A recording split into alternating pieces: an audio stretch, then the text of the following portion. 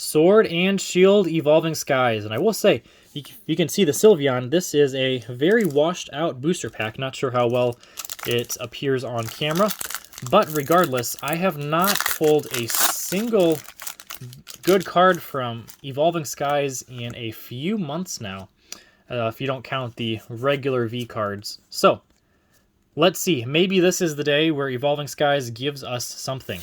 We got SQ, Skiploom, Elemental Badge, a Slakoth, Flabebe, Carvana, Dwebble, Mareep, Mareep Reverse, there we go, back to back, and the rare is just going to be a Hollow Zoroark.